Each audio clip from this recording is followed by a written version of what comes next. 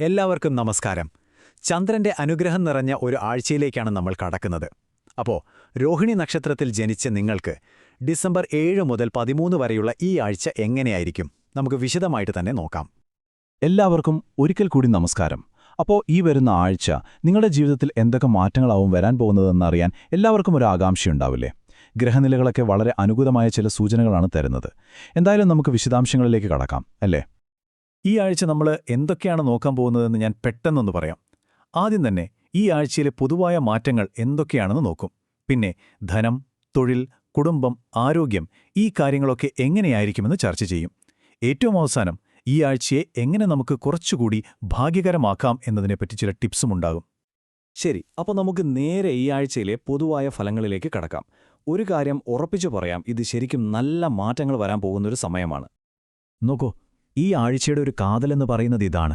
നിങ്ങൾക്ക് നല്ല മനഃശാന്തി കിട്ടും, ചെയ്യുന്ന ജോലിയിൽ പുരോഗതിയുണ്ടാകും, സാമ്പത്തികമായൊരു സ്ഥിരത വരും, പിന്നെ ബന്ധങ്ങളിലൊക്കെ നല്ല ഐക്യവുമുണ്ടാവും. ചുരുക്കി പറഞ്ഞാൽ ഇതൊരു അനുഗ്രഹം നിറഞ്ഞ സമയം തന്നെയാണ്.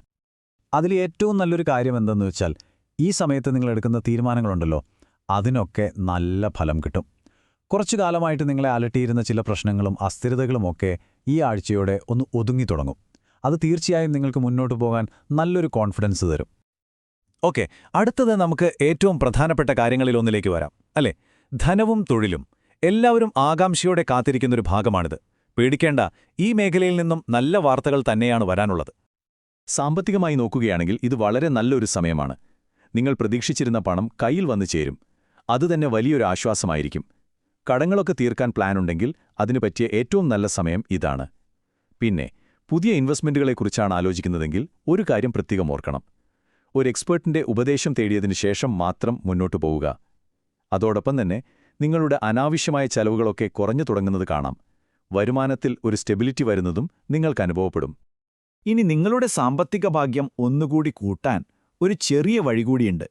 ഈ വരുന്ന വ്യാഴാഴ്ച ദിവസം ശ്രീ മഹാലക്ഷ്മിയെ മനസ്സിൽ ധ്യാനിച്ച് ഒന്ന് പ്രാർത്ഥിക്കുക, നാമം ജപിക്കുക.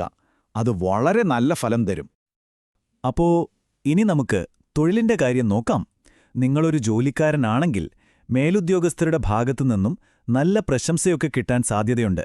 പുതിയ ഉത്തരവാദിത്തങ്ങൾ വരുമ്പോൾ അത് നിങ്ങളുടെ ആത്മവിശ്വാസം കൂട്ടുകയുള്ളൂ. ഇനി ബിസിനസ് ചെയ്യുന്നവരാണെങ്കിൽ ഇടപാടുകളൊക്കെ വിജയകരമായി പൂർത്തിയാക്കാൻ പറ്റും. ചിലപ്പോൾ പഴയ കസ്റ്റമേഴ്സൊക്കെ നിങ്ങളെ വീണ്ടും ബന്ധപ്പെട്ടെന്നും വരാം. ചുരുക്കത്തിൽ നിങ്ങളുടെ അധ്വാനത്തിന് ഫലം കിട്ടുന്നൊരു സമയമാണിത്. ശരി, ധനവും തൊഴിലും കഴിഞ്ഞു. ഇനി നമുക്ക് വ്യക്തിബന്ധങ്ങളുടെ കാര്യത്തിലേക്ക് വരാം. കുടുംബത്തിലും പ്രണയത്തിലുമൊക്കെ ഐക്യവും സന്തോഷവും നിറയുന്ന ഒരാഴ്ചയായിരിക്കും ഇത്. കുടുംബത്തിൽ പൊതുവെ നല്ല സന്തോഷമുള്ള ഒരു അന്തരീക്ഷം തന്നെയായിരിക്കും. ദൂരെ നിന്നുള്ള ഏതെങ്കിലും ഒരു ബന്ധുവിൽ നിന്ന് ഒരു നല്ല വാർത്ത, ചിലപ്പോൾ അതൊരു വിവാഹകാര്യമാകാം, അല്ലെങ്കിൽ ഒരു ജോലി കിട്ടിയതാകാം, അങ്ങനെ എന്തെങ്കിലും കേൾക്കാൻ സാധ്യതയുണ്ട്. പ്രണയത്തിലാണെങ്കിൽ പരസ്പരം കൂടുതൽ മനസ്സിലാക്കാനും പഴയ പിണക്കങ്ങളൊക്കെ ഉണ്ടെങ്കിൽ അതൊക്കെ പറഞ്ഞു തീർക്കാനും പറ്റിയ സമയമാണിത്. വിവാഹത്തെക്കുറിച്ച് ആലോചിക്കുന്നവർക്ക് തീർച്ചയായും ഇത് അനുകൂലമായൊരു കാലമാണ്. ഈ കുടുംബ ബന്ധങ്ങളൊക്കെ ഒന്നുകൂടി ഊഷ്മളമാക്കാൻ ഒരു ചെറിയ കാര്യം ചെയ്യാം. വരുന്ന വെള്ളിയാഴ്ച ഭഗവതിക്ക് മുന്നിൽ ഒരു നെയ്വിളക്ക് തെളിയിക്കുന്നത് വീട്ടിൽ ശാന്തിയും സമാധാനവും കൊണ്ടുവരാൻ സഹായിക്കും. ഓക്കെ, ഇനി നമുക്ക് ആരോഗ്യകാര്യങ്ങളെക്കുറിച്ചും പിന്നെ ആത്മീയമായ ഊർജ്ജത്തെക്കുറിച്ചും ഒന്ന് നോക്കാം. നിങ്ങളുടെ ശാരീരികവും മാനസികവുമായ ഉന്മേഷം വീണ്ടെടുക്കാൻ പറ്റിയൊരു സമയമാണിത് കേട്ടോ. ആരോഗ്യത്തിന്റെ കാര്യത്തിൽ പറയത്തക്ക വലിയ പ്രശ്നങ്ങളൊന്നും ഈ ആഴ്ച കാണുന്നില്ല. എന്നാലും ചില ചെറിയ കാര്യങ്ങൾ ശ്രദ്ധിക്കുന്നത് നല്ലതാണ്. ഉദാഹരണത്തിന് ഉറക്കക്കുറവ്, ചെറിയ തലവേദന, ഭക്ഷണത്തിന്റെ സമയമൊക്കെ തെറ്റുന്നത്, ഇതൊക്കെ ഒന്ന് ശ്രദ്ധിച്ചാൽ മതി. പക്ഷേ ഏറ്റവും പോസിറ്റീവായ കാര്യം എന്താണെന്ന് വെച്ചാൽ, നിങ്ങളുടെ ശരീരത്തിന് നഷ്ടപ്പെട്ട ഒരു എനർജിയില്ലേ, അത് വീണ്ടെടുക്കാനും കൂടുതൽ ഫ്രഷ് ആകാനും ഈ ആഴ്ച നിങ്ങളെ സഹായിക്കും. ഈ ആഴ്ച ചന്ദ്രൻ നിങ്ങൾക്ക് വളരെ അനുകൂലമാണ്. അതുകൊണ്ടുതന്നെ ആത്മീയമായ കാര്യങ്ങൾക്കൊക്കെ പെട്ടെന്ന് ഫലം കിട്ടും. പ്രത്യേകിച്ച് തിങ്കളാഴ്ച ദിവസം ഒരു ശിവപൂജ ചെയ്യുന്നതും നീർജലം കൊണ്ട് അർച്ചന നടത്തുന്നതും പിന്നെ ഓം നമഃശിവായ എന്ന മന്ത്രം ജപിക്കുന്നതും ഇതൊക്കെ നിങ്ങളുടെ ജീവിതത്തിൽ വലിയ നല്ല മാറ്റങ്ങൾ കൊണ്ടുവരാൻ സഹായിക്കും. ശരി, അപ്പോൾ നമ്മൾ ഏകദേശം എല്ലാ കാര്യങ്ങളും പറഞ്ഞു. ഇനി അവസാനമായി ഈ ആഴ്ചയെ എങ്ങനെ നിങ്ങൾക്ക് കുറച്ചുകൂടി ഭാഗ്യകരമാക്കാം എന്നതിനെക്കുറിച്ചുള്ള ചില പ്രധാനപ്പെട്ട വിവരങ്ങൾ കൂടി നോക്കാം. ഓരോരുത്തർക്കും ഭാഗ്യം കൊണ്ടുവരുന്ന ചില ഘടകങ്ങളുണ്ടാകുമല്ലോ. ഈ ആഴ്ച നിങ്ങൾക്ക് ഭാഗ്യം കൊണ്ടുവരുന്നത് എന്തൊക്കെയാണെന്ന് നോക്കാം. ഭാഗ്യനിറം എന്ന് പറയുന്നത് വെള്ളി, പിന്നെ ചന്ദ്രൻ നീലയൊക്കെയാണ്. ഭാഗ്യസംഖ്യ 2, ഏറ്റവും നല്ല ദിവസങ്ങൾ തിങ്കൾ, വെള്ളി എന്നിവയുമാണ്.